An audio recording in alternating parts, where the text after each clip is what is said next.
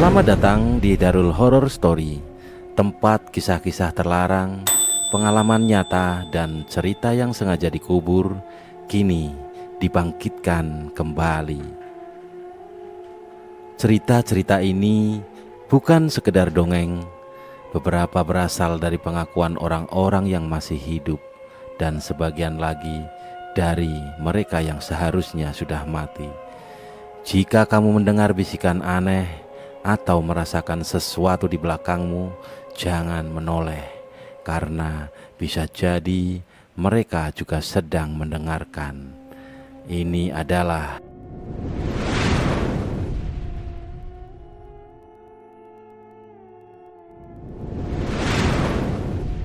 sosok gadis itu terus mendekat, sedangkan Arul terus melangkahkan kakinya mundur ke belakang. Tanpa Arul sadari, satu langkah lagi ia akan terjatuh ke sungai. "Pergi!" pekiknya. Dalam sekejap Arul tergelincir memasuki derasnya sungai yang dipenuhi bebatuan besar. Tubuhnya terhempas mengenai batu, sedangkan kepalanya pecah berlumuran darah. Sosok itu menyeringai sambil berkata lirih, "Satu sudah terbalaskan."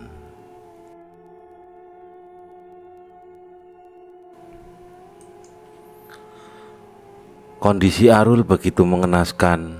Bagian kepalanya retak karena menghantam batu besar, sedangkan tubuhnya terhempas kencang, sehingga membuat dirinya meninggal di tempat saat itu juga. Jajaran darah di atas batu membuat serangga dan binatang lain mendekat, mencium aroma anyir yang begitu tajam. Kini Arul meninggal bertepatan di waktu senja kelabu yang menjadi saksi bisu ia telah ditewaskan oleh sosok gadis bernama Lulu yang membalas dendamnya pada pemuda yang telah memperkosa dan menyiksanya. Motor Arul ditemukan saat esok paginya. Motor tersebut ditinggalkan tidak jauh dari gapura desa dengan posisi tergeletak di tengah jalan. Para warga yang mengenali motor itu langsung bertanya-tanya keberadaan Arul yang meninggalkan motornya dengan kunci motor yang masih tergantung. Wildan pun juga turut dihubungi. Dari penuturan Wildan, ia tidak tahu menau.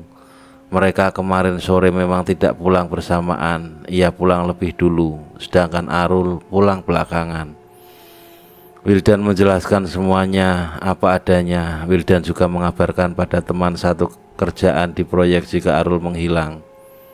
Teman-teman satu kerjaannya pun mendatangi desa Arul. Masing-masing mereka menjelaskan jika Arul pulang setelah minum-minum. Ia pulang dengan keadaan tidak mabuk karena mereka tahu Arul kemarin hanya meminum sedikit minuman tersebut. "Apa jangan-jangan dibegal ya?" ucap yang lain. "Mana mungkin dibegal, kalau dibegal orangnya yang tergeletak, sedangkan ini malah motornya yang tergeletak," saut yang lain. "Apa Arul diculik demit ya? Atau mungkin disembunyikan makhluk gaib?" timbal yang lain ikut menebak-nebak. Saksi terakhir bersama Arul hanya teman satu kerjaannya, sedangkan mereka tidak tahu lagi setelahnya. Wildan yang menjadi sahabat akrab Arul pun juga kebingungan, entah di mana sahabatnya itu berada sehingga meninggalkan motornya begitu saja. Para warga saling mempertanyakan Arul, bahkan mereka menyangka jika Arul pergi ke rumah saudaranya. Namun Wildan tidak yakin jika Arul pergi tanpa berpamitan pada dirinya. Sedangkan lelaki tersebut jika apa-apa selalu bercerita. "Coba telepon saudaranya Arul," titah yang lain. Wildan segera menelpon saudaranya Arul, namun dari penuturan saudaranya tersebut, Arul sudah lama tidak datang ke rumahnya, bahkan hanya sering bertukar kabar lewat ponsel. Wildan juga berusaha menghubungi nomor telepon Arul, tapi ponsel tersebut dinyatakan tidak aktif. Bahkan Arul sama sekali tidak meninggalkan pesan satupun untuknya. "Kemana ya kira-kira tuh si Arul?" ujar yang lain penasaran kemana perginya. Sedangkan motor Arul sengaja diamankan oleh Pak RT dibawa ke rumah beliau. Saat dicari di rumahnya pun Arul sama sekali tidak ada. Rumahnya dalam keadaan kosong. "Mungkin mabuk berat itu," ujar yang lain. Wildan geram mendengar penuturan tersebut, sedangkan sudah dijelaskan oleh teman-temannya jika Arul pulang tidak dalam keadaan mabuk. Kemarin Lulu yang hilang, sekarang Arul yang hilang, ujar ibu-ibu. Iya nih, terus siapa lagi habis ini yang hilang? Kekeh yang lain. Hus, jangan ngomong gitu, doain aja semoga Arul cepat ditemukan, saut yang lain. Dari pagi pencarian hingga siang tidak membuahkan hasil. Teman-teman yang lain satu persatu dihubungi juga memberikan kesaksian jika mereka tidak tahu Arul kemana. Wildan yang turut membantu juga pusing. Sahabatnya itu entah di mana berada hingga membuat satu desa bertanya-tanya. Mungkin Arul pergi gitu, lalu motornya diletakkan begitu saja, ungkap yang lain. Kalau dia pergi mana mungkin meninggalkan motornya tergeletak begitu. Pasti ada apa-apa dengan Arul, sahut Wildan yang sedari tadi sibuk mendengar cemoohan orang-orang. Wildan begitu panik mencari keberadaan Arul. Di tengah terik matahari, ia terus meminta Pak RT untuk melanjutkan pencarian sampai Arul ketemu. Nanti dilanjutkan sore lagi, Wil. Ini udah tengah hari. Doain saja, ujar Pak RT. Wildan menganggukkan kepalanya. Ia setuju dan berharap Arul cepat balik sebelum sore.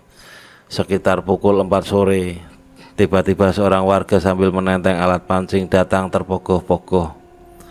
Orang itu menghampiri Pak RT yang sedang memberikan arahan untuk pencarian Arul. Para warga yang lain keheranan melihat bapak-bapak itu. Ia adalah warga desa sebelah. Bapak-bapak itu berlari dengan wajah pucat. Bahkan dengan ngos-ngosan ia memberitahu sesuatu yang tidak jelas. Atur napas dulu, Pak. Ada apa? Tanya Pak RT. Pak RT, saya tadi melihat ada mayat di pinggir sungai, jelas beliau sambil terbata-bata. Mayat? Iya Pak RT, mayatnya terkapar di atas batu, jelas beliau dengan tubuh yang gemetar karena melihat jasad yang begitu mengerikan.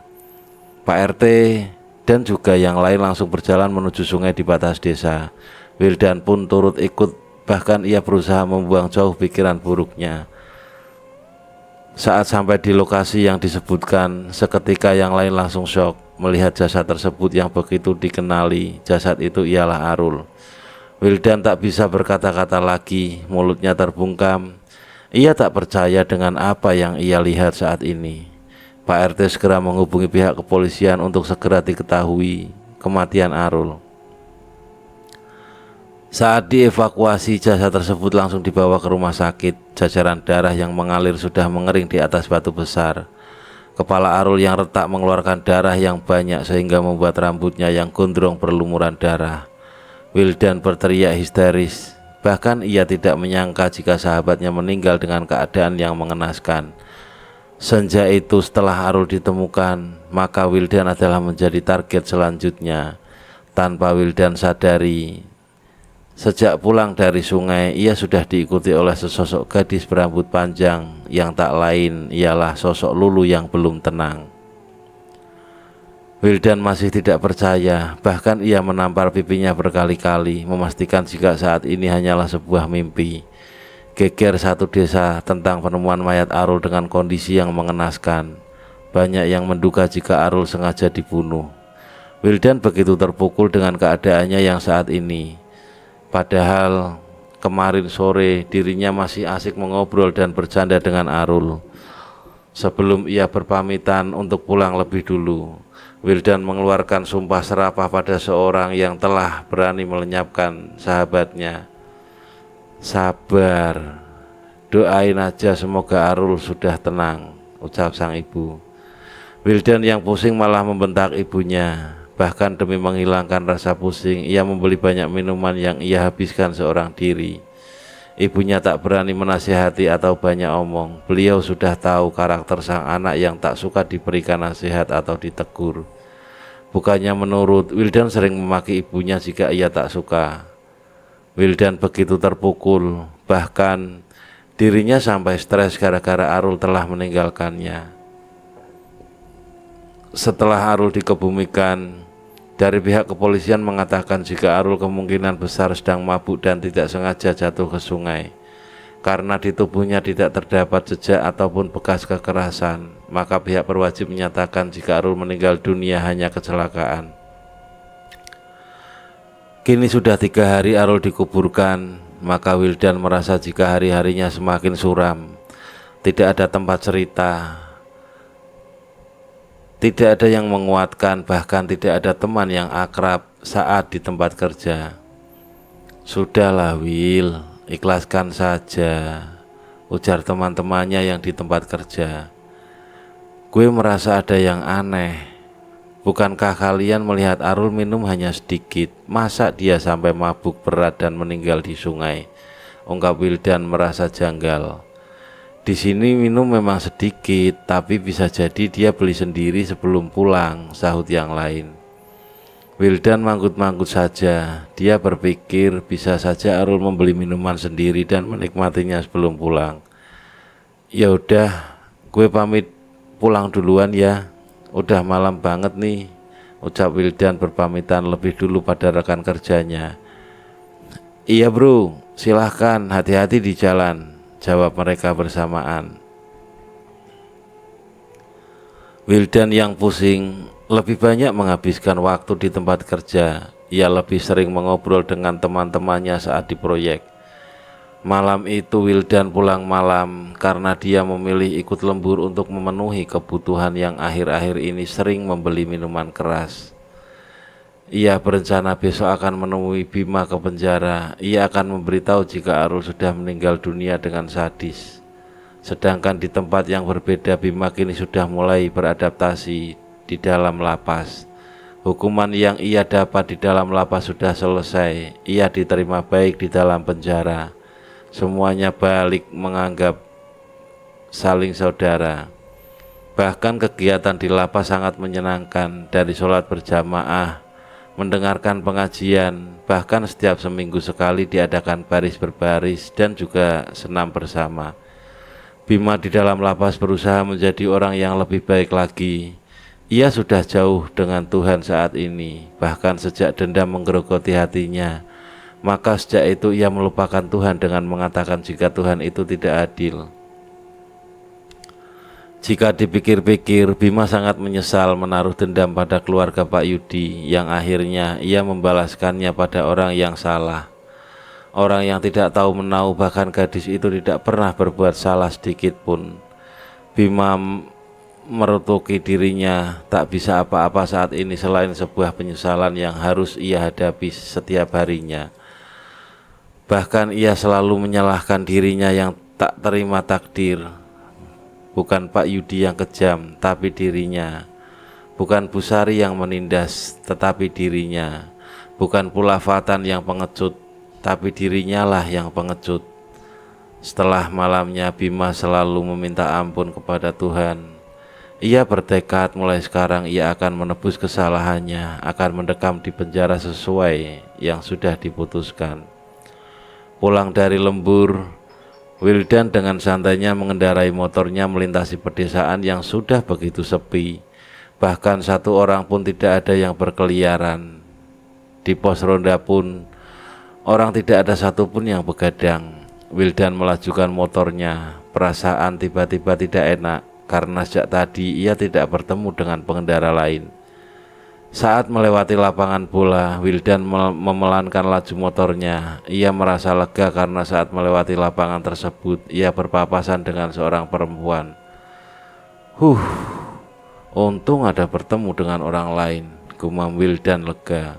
Tanpa Wildan ketahui jika seorang perempuan yang ia temui di jalan ialah seseorang yang pernah ia siksa saat memerkosa.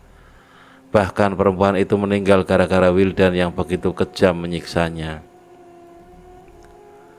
Wildan melewati perempuan itu dengan motornya begitu santai. Sosok itu menyeringai lalu dengan lirih berkata, "Selanjutnya dia." Wildan sampai ke rumah dengan perjalanan mulus. Tidak ada gangguan apapun. Padahal ia pulang saat tengah malam. Besok kegiatan Wildan seperti biasanya. pergi pagi, pulang sore. Jika ada kerja tambahan, ia akan lembur sampai malam. Malam ini Wildan memilih untuk tidak ikut lembur. Sehabis pulang kerja, ia langsung pergi lagi. Ia sudah berniat dari kemarin ingin menjenguk Bima di penjara. Ia ingin menceritakan semuanya, termasuk menceritakan tentang Arul yang sudah pergi lebih dulu. Wildan sudah siap apapun nanti yang ia dapatkan respon dari Bima. Jika ia dan Arul lah yang telah membuat Bima masuk penjara sendirian. Mau kemana lagi? Tanya ibunya Wildan. Mau jenguk Bima di rutan, Bu, jawab Wildan tanpa menoleh pada sang ibu. Iya, pulang jangan malam-malam ya, dan ingat jangan mabuk-mabukan, ungkap sang ibu yang mencemaskan anak satu-satunya yang beliau punya. Wildan tak menjawab lagi. Setelah berpamitan, ia langsung mengendarai motornya dan meninggalkan pekarangan rumah. Wildan memasuki perkotaan di mana letaknya rutan tersebut. Tak lupa ia juga membawakan makanan untuk Bima sebagai buah tangan. Ketika sampai di tujuan, ia langsung meminta bantuan untuk memanggilkan nama sahabatnya tersebut. Gelisah yang saat ini ia rasakan, berat rasanya menjelaskan semuanya tentang dirinya yang berkhianat pada Bima, sehingga Bima menanggung semuanya. Beberapa saat menunggu, akhirnya Bima muncul dengan salah satu polisi di sampingnya. Bima, gumam Wildan. Wildan. Lirih Bima tak kalah terkejut. Akhirnya sahabatnya ada yang menjenguknya. Setelah sekian waktu ia berharap sahabatnya pasti akan menjenguknya. Rasa haru di antara keduanya sehingga membuat dua orang tersebut meneteskan air mata. Mereka saling berpelukan menumpahkan rasa rindu sahabat yang bisa dikatakan lebih dari saudara. Gimana kabar lu, Wil? Sehat kan? Tanya Bima langsung. Sehat. Lu gimana, Bim? Tanya Wildan balik. Gue sehat, Wil, alhamdulillah, jawab Bima.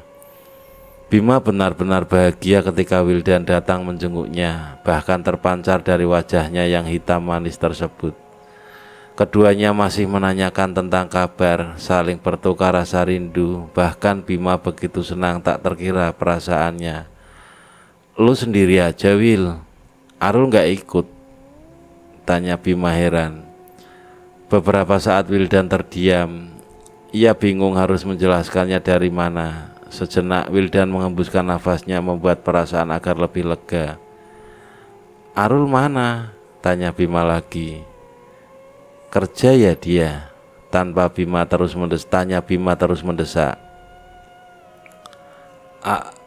Arul sudah meninggal, Bim, jawab Wildan terbata-bata, bahkan kepalanya langsung tertunduk. Arul meninggal? Jangan bercanda. Mana dia? Tanya Bima lagi tak percaya. Seriusan, Arul udah meninggal, jawab Wildan menampilkan wajah seriusnya. Gak lucu ah, Wil, dia kerja. Tanya Bima masih kekeh tak percaya. Gue gak bohong, sumpah demi apapun, Arul sudah meninggal sejak 4 hari yang lalu, terang Wildan. Bima yang mendengarnya begitu syok.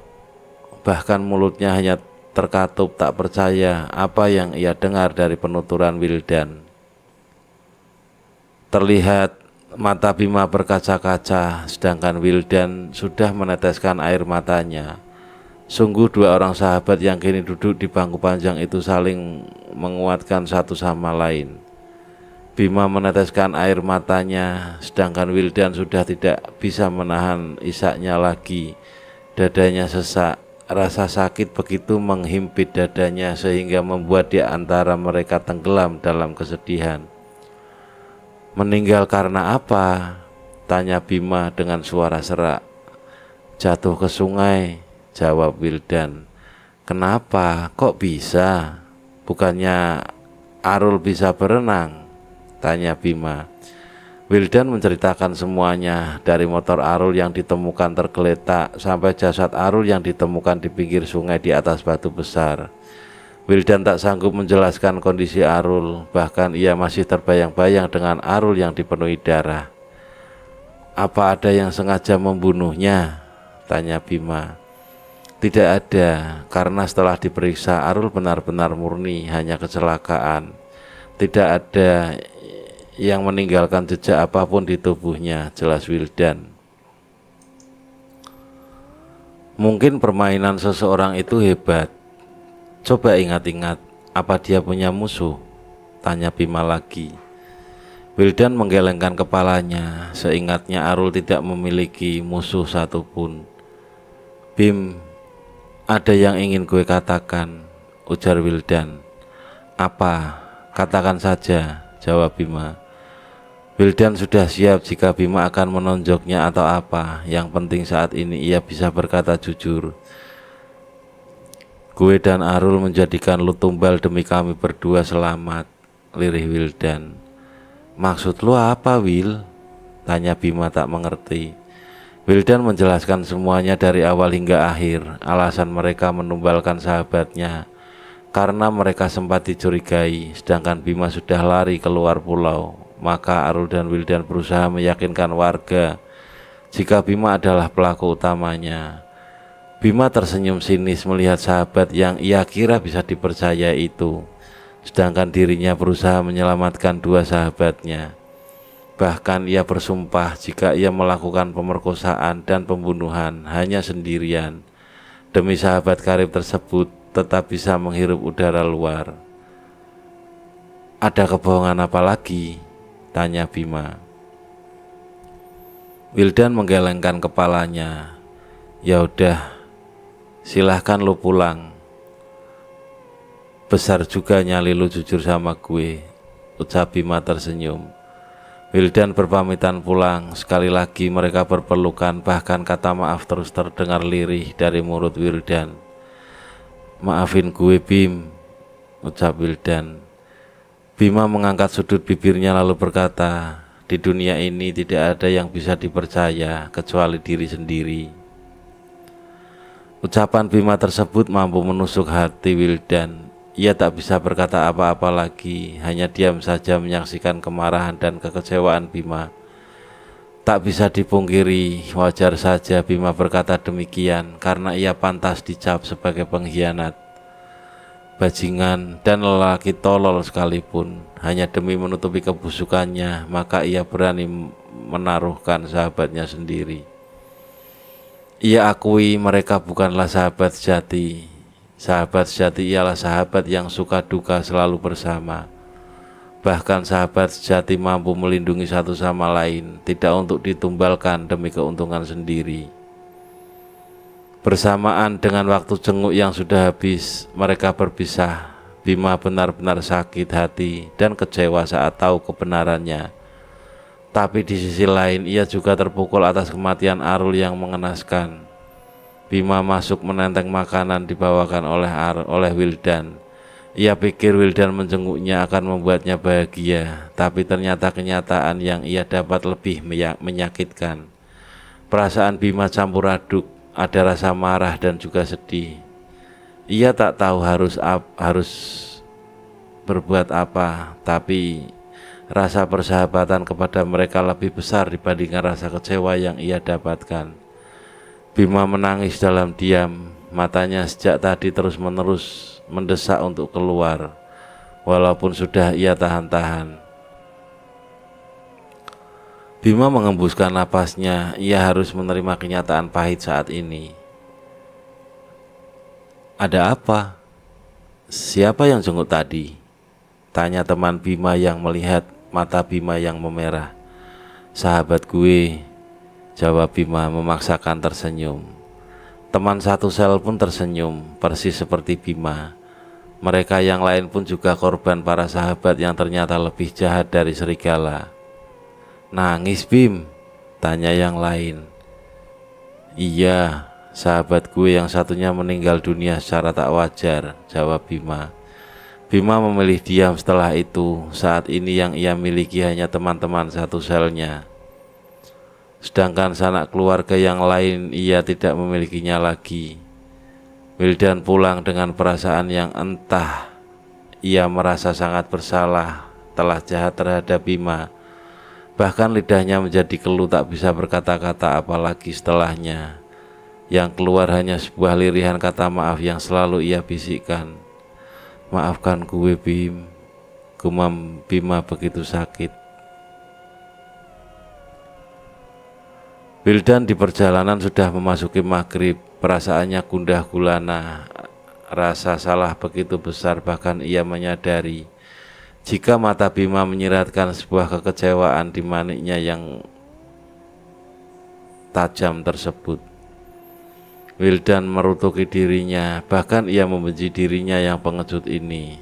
Ia singgah di suatu toko yang menjual minuman kesukaannya, yang katanya obat dari segala pusing dan lelah. Wildan meneguknya di pinggir jalan, pikirannya benar-benar buntu.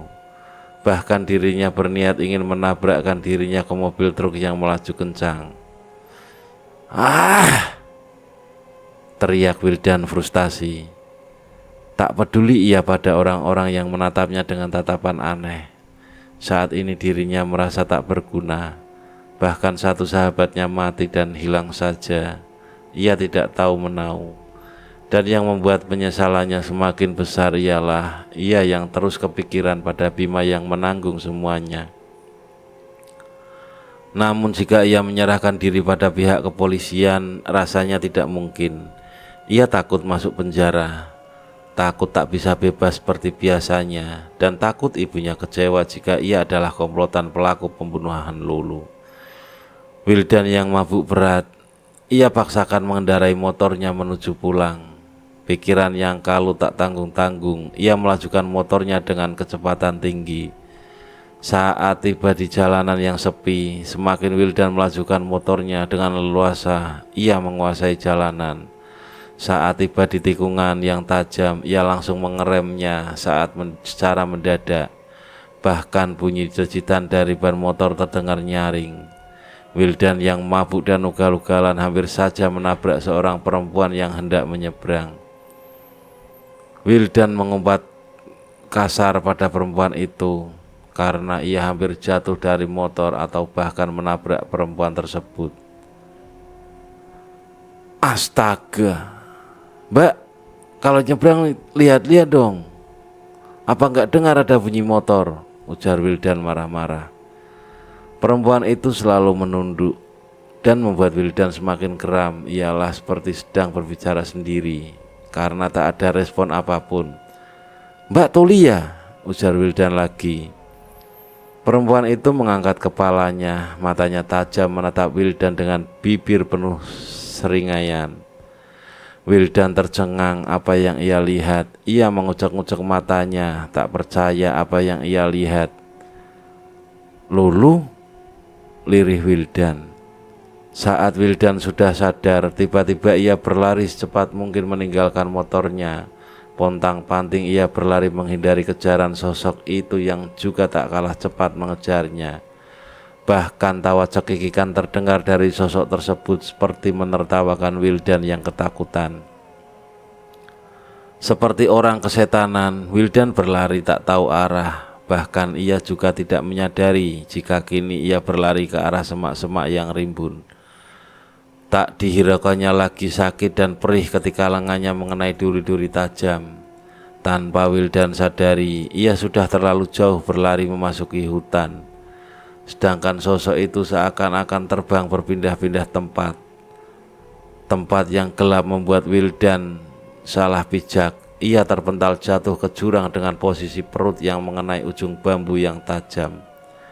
Wildan melotot kala perutnya tertusuk benda tersebut. Samar-samar ia melihat sosok Lulu yang mengerikan tersenyum ke arahnya sambil berkata, hantu memang tidak bisa menyentuh atau membunuh.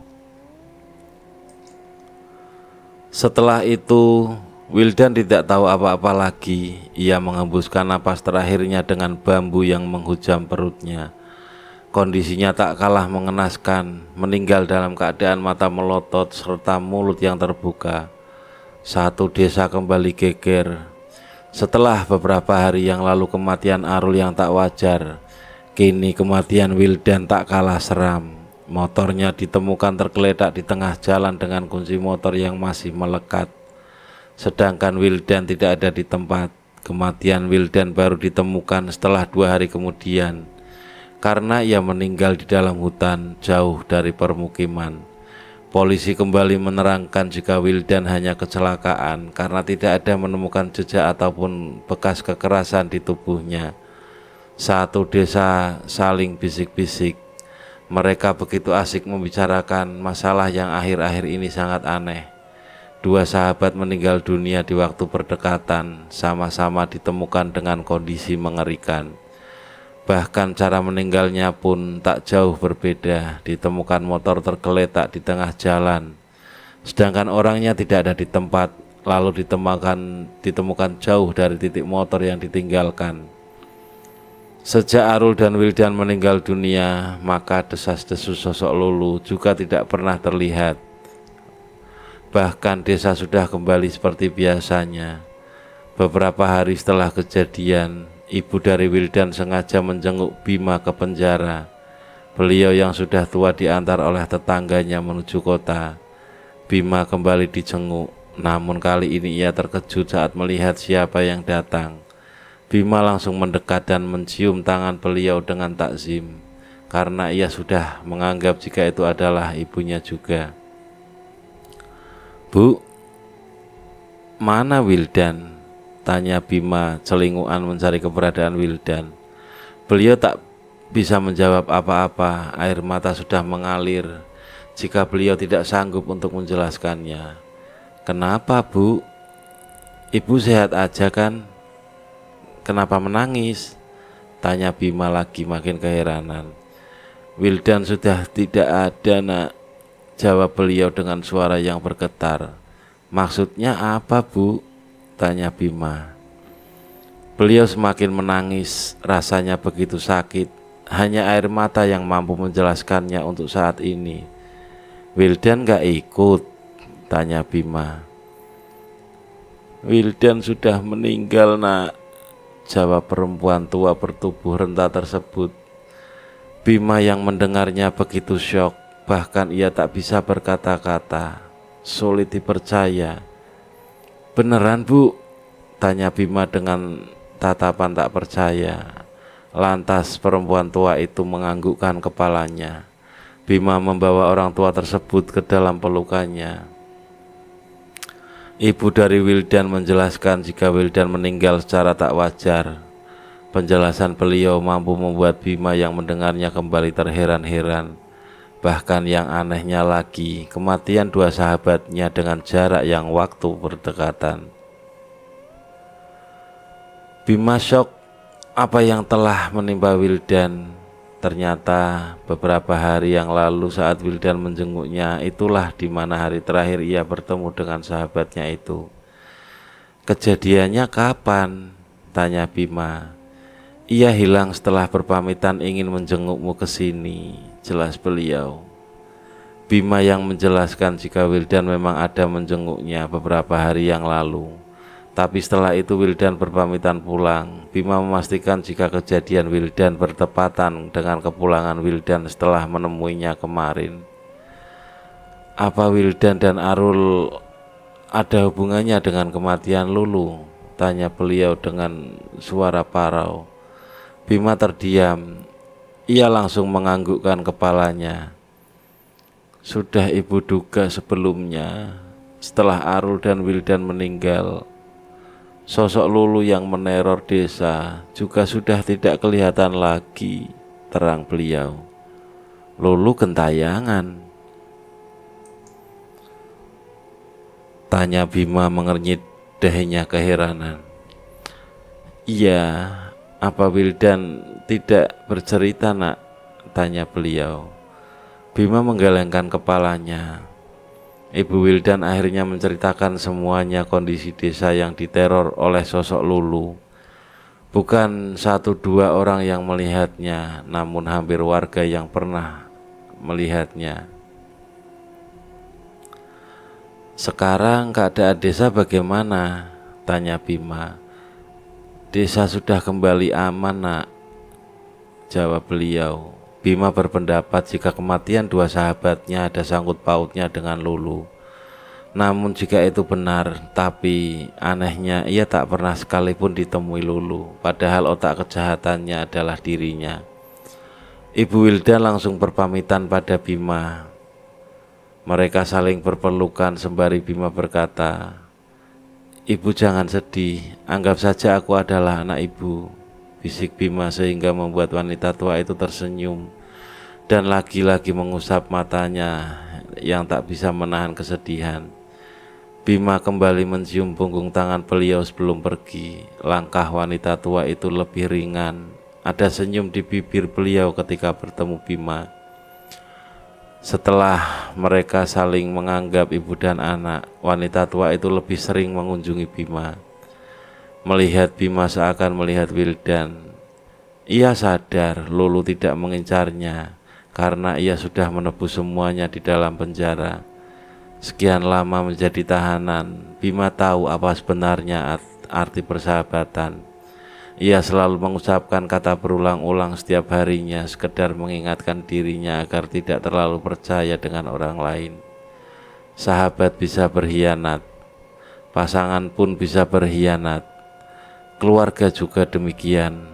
Tidak ada yang bisa dipercaya di dunia ini selain diri sendiri. Di tempat yang berbeda, sosok gadis periang menari di bawah hujan. Rambutnya yang basah begitu asik menikmati derasnya air yang mengguyur tubuhnya. Kini amarahnya sudah terselesaikan. Gadis itu menuju kebun bambu yang terakhir kali ia dihabisi. Sosoknya menghilang di antara gelapnya malam.